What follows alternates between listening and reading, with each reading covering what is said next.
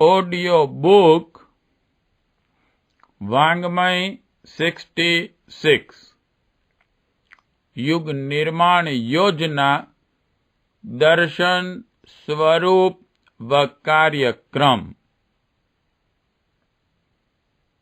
Chapter 1 part 36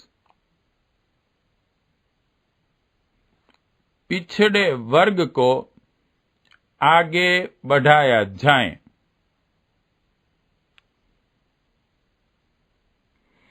स्वराज्य देने में यों अंग्रेजों ने भी उदारता दिखाई, पर वह संभव तब हुई जब भारतवासियों ने इसके लिए प्रयत्न और पुरुषार्थ किया।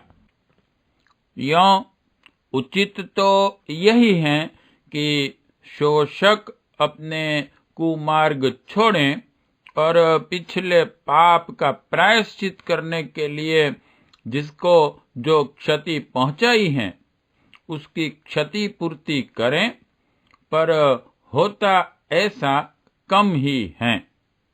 भलमनसाहत दुनिया में अभी आई नहीं है, इसलिए व्यवहारतः शोषितों को भी काटना नहीं तो फुफकारना जरूर पड़ता है।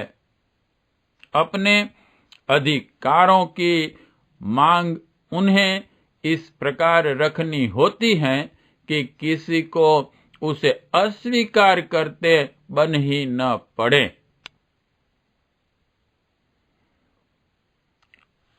कुप्रथा कैसे चल पड़ी, इसका ऊहापोह करने की अपेक्षा अवांछनीयता का निराकरण ही उचित है। अंधेर का समय चला गया, न्याय की शक्तियां प्रबल हो रही हैं। परंपरा के नाम पर अनौचित्य को पकड़े रहने का दुराग्रह सफल नहीं हो सकता। अब तक भारी संख्या में अछूत हिंदू धर्म छोड़कर मुसलमान, ईसाई बन चुके, पाकिस्तान, नागालैंड बना चुके। अब और भी अधिक खंड विखंड न कराने हों तो सभ्य संसार की पंक्ति में खड़े होने के लिए हमें अपनी कलंक कालिमा को धो डालना चाहिए और जाति एवं लिंग के नाम पर बरते जाने वाले भेद भाव का अविलंब अंत करना चाहिए।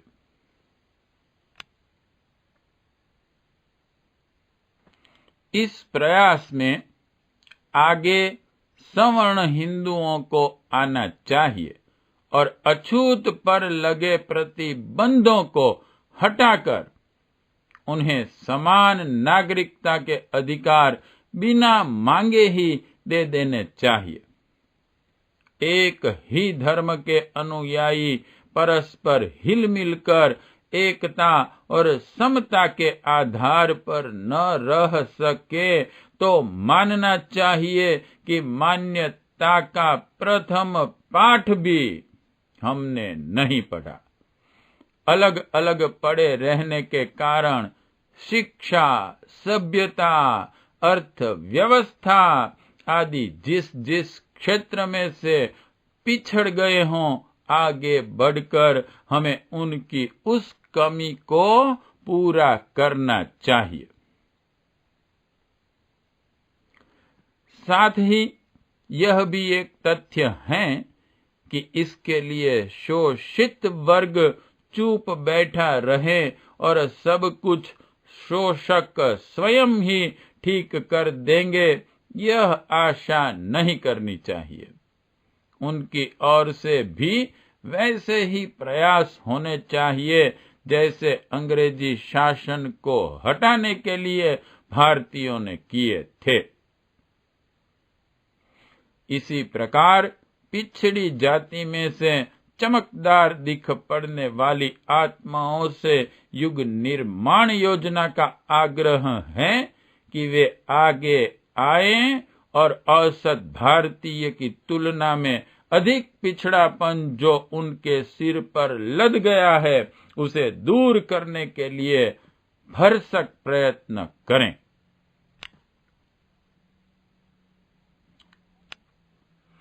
यों स्वास्थ्य, शिक्षा, अर्थव्यवस्था, मनोभूमि, प्रथा परंपरा, दृष्टिकोण आदि में सुधार और विकास करने की योजना सभी के लिए एक ही स्तर की हो सकती है, पर अछूत वर्ग के लिए उनमें विशेषता यह जोड़ी जा सकती है कि उन्हें कार्यान्वित करने के लिए उसी वर्ग के लोग प्रधान रूप से आगे आएं।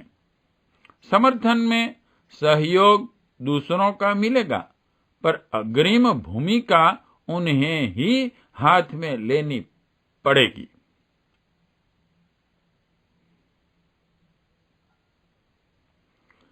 कहना न होगा कि हम नवनिर्माण की आधारशिला धर्मतंत्र के माध्यम से रखने चले हैं।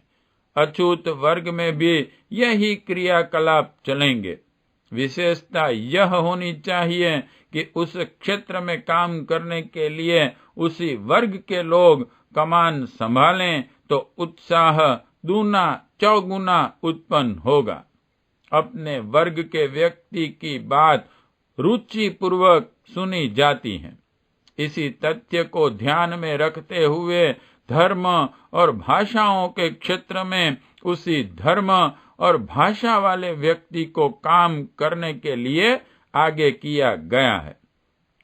सोचा अछूत के बारे में भी यही गया है कि उनके विभिन्न वर्गों में वे ही लोग आगे आएं और उन्हीं सब योजनाओं को उसी ढंग से कार्यान्वित करें जिस तरह से उसे सवर्ण हिंदुओं में किया जाता है। धर्म मंच से जन्मदिन, विवाह दिन, पर्व संस्कार, कथा, यज्ञ आदि के आधार पर लोक शिक्षण किया जाता है। इसी क्रियाकलाप को लेकर अछूत कार्यकर्ता अपने वर्ग में निकल पड़े और उन क्रिया कृत्यों के साथ साथ अछूतों की समानता प्राप्त करने संघर्षात्मक नहीं विकासोन्मुख रचनात्मक तैयारी के लिए प्रोत्साहित करें। जिन कुरीतियों के कारण स्वयं खोखले होते जा रहे हैं उन्हें छोड़ने तथा विकासोन्मुख क्रियाकलापों को अपनाने की प्रेरणा उन्हीं आयोजनों में उन्हें एकत्रित करके देते रहें। जातीय पंचायतों के फैसले अक्सर उस वर्ग में अधिक ध्यानपूर्वक अपनाए और माने जाते हैं। इन आयोजनों को जातीय पंचायतों का भी रूप दिया जा सकता है।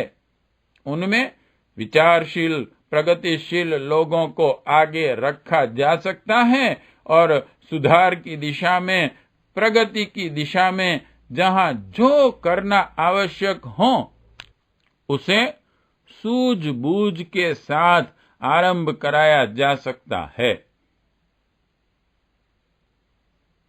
अछूत वर्ग के लिए ऐसे धर्म नेताओं की परिपूर्ण शिक्षा व्यवस्था मथुरा में मौजूद है।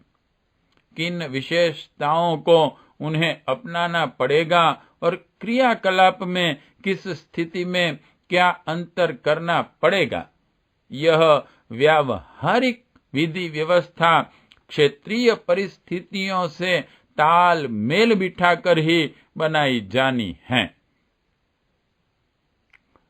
पिछड़े वर्ग के लोग अपनी बौद्धिक, सामाजिक, आर्थिक और आत्मिक प्रगति अधिक तीव्रता से करें तो रूढ़िवादी सवर्णों को भी अपने दुराग्रह छोड़ने के लिए आसानी से विवश किया जा सकेगा। यों विचारशील वर्ग इस भेदभाव को दूर करने के लिए पहले से ही सहमत हैं। उनके द्वारा प्रयत्न भी हो रहे हैं। कानून भी उस भेदभाव को समाप्त कर चुका है। प्रत्यक्षतः अभी संतोषजनक सुधार नहीं हुआ है। शहरी शिक्षित और उन्नत वर्ग के अछूतों की समस्या बहुत कुछ हल हुई, पर देहाती क्षेत्र में वही रूढ़िवादिता अभी भी जहां की तहां है। समयानुसार सब कुछ हो जाएगा, यह सोचकर संतोष कर लेने या चुप बैठे रहने से काम नहीं चलेगा। स्थिति की विषमता घटी जरूर है, पर अभी उसका उन्मूलन नहीं हुआ है। इस दिशा में प्रयत्न होने चाहिए। क्या किया जाना चाहिए, इसे सब जानते हैं। प्रश्न यह है कि कौन करे।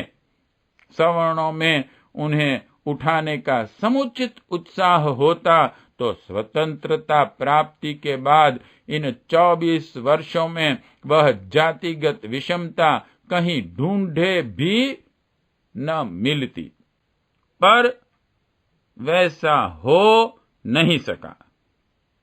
इसके लिए पिछड़े वर्गों के लोगों में विद्यमान शिक्षित प्रतिभाओं को आगे आना चाहिए और इस संक्रांति बेला में अपनी व्यक्तिगत महत्वाकांक्षाओं को तिलांजलि देकर जातिगत पिछड़ेपन को दूर करना चाहिए, ताकि उसी के साथ जुड़े हुए समग्र राष्ट्र और समस्त विश्व का पिछड़ापन दूर हो सके। पार्ट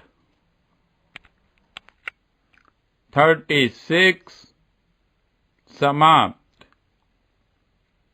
चैप्टर 1 समाप्त।